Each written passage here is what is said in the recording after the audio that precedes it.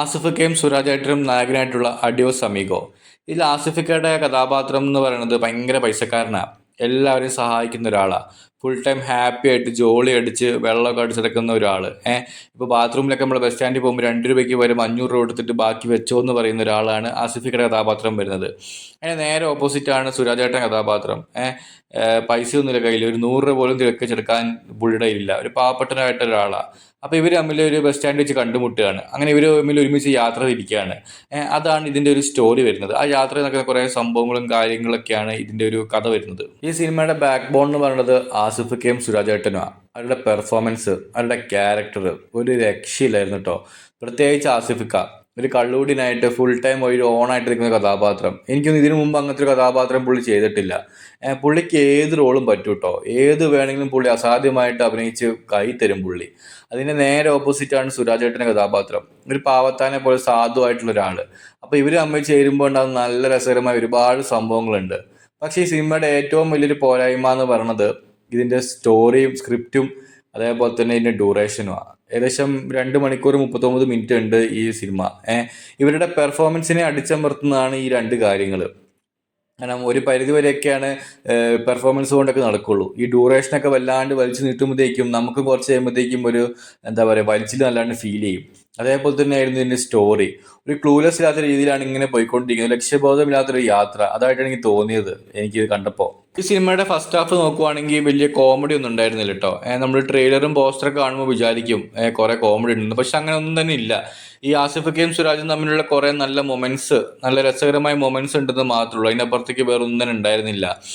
സുരാജേട്ടൻ്റെ കഥാപാത്രം എന്ന് പറയുന്നത് ഒരു ഓപ്പൺ ആയിട്ടുള്ള കഥാപാത്രമാണ്. അധികമൊന്നും പ്രതീക്ഷിക്കാനില്ല, നമുക്ക് കാണുമ്പോൾ തന്നെ നമുക്ക് മനസ്സിലാവും. പക്ഷെ ആസിഫിക്കയുടെ കഥാപാത്രം എന്ന് പറയുന്നത് നമ്മൾ ഈ പുള്ളി വെള്ളമടിക്കാത്ത സമയത്ത് കുറേ സംഭവങ്ങളും കാര്യങ്ങളൊക്കെ പറയുന്നുണ്ട്. അപ്പോൾ അതൊക്കെ തൊട്ടും നിലവിടെയായിട്ടാണ് പറയുന്നത്. നമുക്ക് പൂർണ്ണമായിട്ട് ക്ലിയർ പിക്ചർ കിട്ടില്ല.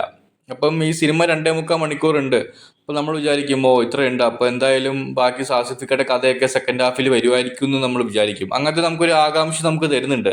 പക്ഷേ സെക്കൻഡ് ഹാഫൊക്കെ വെറുതെ ഫ്ലാറ്റ് ആയിട്ട് പോവായിരുന്നു. ഒന്നുമില്ല, ഇവർ തമ്മിൽ ഇങ്ങനെ കുറേ യാത്ര ചെയ്യുന്നു, കുറേ ഇട കൊടുത്ത് ചെന്ന് പെടുന്നു, അത്ര തന്നെ. അങ്ങനത്തെ ഒരു പോക്കായി പോയി. അവിടെയാണ് ഈ സ്ക്രിപ്റ്റ് മെയിൻ ഒരു വില്ലനായിട്ട് വരുന്നത്. ഈ നമുക്കൊരു പ്രതീക്ഷ തരുന്നുണ്ട്, പക്ഷെ പ്രതീക്ഷിക്കാത്തുള്ള ഒരു കാര്യം തന്നെ ഇതിനകത്ത് പിന്നെ കാണിക്കുന്നില്ല. അതാണ് ഇതിലെ ഏറ്റവും വലിയൊരു പോരായ്മയായിട്ട് തോന്നിയത്. അതിന് പകരം ഇപ്പം അങ്ങനെ കാണിക്കാതെ തന്നെ ഒരു സമയമൊക്കെ ഒരു ഏകദേശം ഒരു 2 മണിക്കൂറിലൊക്കെ ആക്കിയിട്ട് ഒരു കൺക്ലൂഡ് ചെയ്തിരുന്നെങ്കിൽ കുറച്ചും കൂടെ നമുക്കൊരു അവരുടെ പെർഫോമൻസ് നമുക്ക് ഒരു എന്താ പറയുക ഇഷ്ടമായതിനെ. ആ സ്റ്റോറിയും വലിയൊരു കല്ലുകടിയായിട്ട് നമുക്ക് തോന്നില്ലായിരുന്നു. സിനിമയുടെ സെക്കൻഡ് ഹാഫ് നോക്കുവാണെങ്കിൽ കുറച്ചൊരു ഇഴച്ചിൽ ഫീൽ ചെയ്തായിരുന്നു കേട്ടോ. ഒരു ബോറടിയൊക്കെ തോന്നിയായിരുന്നു. പക്ഷേ ഫസ്റ്റ് ഹാഫിനേക്കാളും കൂടുതൽ കോമഡി സെക്കൻഡ് ഹാഫിലുണ്ടായിട്ട് തോന്നി എനിക്ക്. പിന്നെ ഇതിൽ വിനീത് തട്ടിൽ ജോണൊക്കെ ഉണ്ടായിരുന്നു, അൽത്താഫ് ഉണ്ടായിരുന്നു. അവരൊന്നും മാക്സിമം യൂട്ടിലൈസ് ചെയ്തില്ല. അവരൊക്കെ വരുമ്പോൾ ഞാൻ വിചാരിച്ച് കുറച്ചും കൂടെ ഒന്ന് കൊഴുക്കുന്നു കോമഡിയൊക്കെ. പക്ഷെ അവരൊന്നും വേണ്ട രീതിയിലൊന്നും എന്താ പറയുക യൂട്ടിലൈസ് ചെയ്യാത്ത പോലെ എനിക്ക് തോന്നി. അതേപോലെ ഷൈൻ ടോം ചാക്കോ ഉണ്ടായിരുന്നു, സൂപ്പറായിരുന്നു കേട്ടോ. സ്ഥിരം പൊട്ടിത്തെറിക്കുന്ന പോലത്തെ ഒരു കഥാപാത്രമായിരുന്നു ഇതിനകത്ത്.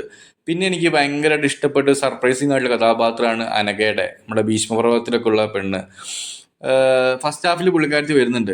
അപ്പം ഞാൻ വിചാരിച്ചു ഇത് നായിക വേണമല്ലോ എന്ന് വിചാരിച്ച് കൊണ്ടുവന്ന കഥാപാത്രക്കായിരിക്കും, ചടച്ച കഥാപാത്രമായിരിക്കും എന്നൊക്കെ ആദ്യം വിചാരിച്ചു.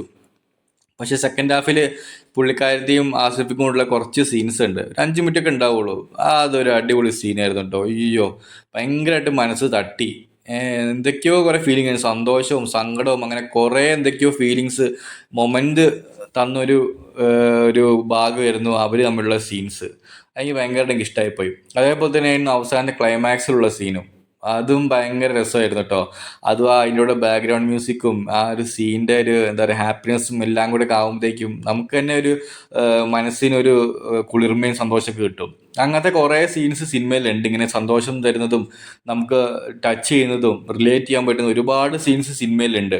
പക്ഷെ പ്രശ്നം എന്താ പറ്റിയെന്ന് വെച്ചാൽ നേരത്തെ പറഞ്ഞ പോലെ ഡ്യൂറേഷൻ കാരണം ഫുള്ള് സ്കാറ്റർ ആയിപ്പോയി. അവിടെ ഇവിടെയൊക്കെ ദൂരത്തായിട്ട് കിടക്കുക. ഇതൊക്കെ ടൈമൊക്കെ ഒന്ന് ട്രിം ചെയ്തിട്ട് എല്ലാം കൂടി ഒന്ന് അടുപ്പിച്ച് ഒരുമിച്ച് കൊണ്ടുവന്നിരുന്നെങ്കിൽ ഒരു നമുക്ക് കാണുമ്പോൾ ഒരു സുഖം കിട്ടിയേനെ, ഒരു ഫ്ലോ കിട്ടിയേനെ, നമുക്ക് ആ ഒരു ഫീലിംഗ് ഒക്കെ കറക്റ്റ് നമുക്ക് ഫീൽ ചെയ്യാൻ പറ്റിയേനെ. ഇത് ഭയങ്കരമായിട്ടും ലെങ്ത് വന്നുകൊണ്ട് അവിടെ ഇവിടെയൊക്കെ ആയിട്ട് നമുക്ക് അതിൻ്റെ ഫീല് മൊത്തത്തിൽ അങ്ങ് ഡിസ്ട്രോയ് ആയിപ്പോയി. അങ്ങനെയാണ് എനിക്ക് തോന്നിയത് എനിക്ക്. പിന്നെ ഈ സിനിമയിൽ വെറുപ്പിച്ച വേറൊരു കാര്യം എന്ന് പറയുന്നത് ആസിഫ് അലി സുരാജിനെ വിളിക്കുന്നത് ബോസ എന്നാ, തിരിച്ച് സുരാജ് വിളിക്കുന്നത് കൂട്ടുകാരാന്നാ.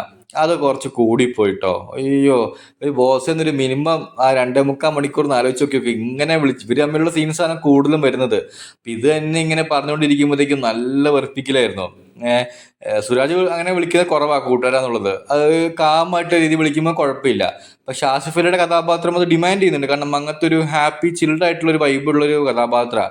അപ്പം നമ്മളിപ്പോൾ കൂട്ടുകാരൊക്കെ അങ്ങനെ വിളിക്കുക, ബോസ് അങ്ങനെയൊക്കെയാണ് വിളിക്കുക. അപ്പം അങ്ങനെ തന്നെയാണ് വിളി. പക്ഷെ അത് കുറച്ച് കൂടിപ്പോയി.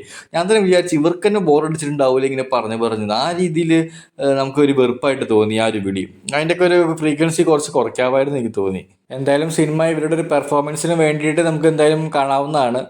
അപ്പോൾ താങ്ക് യു.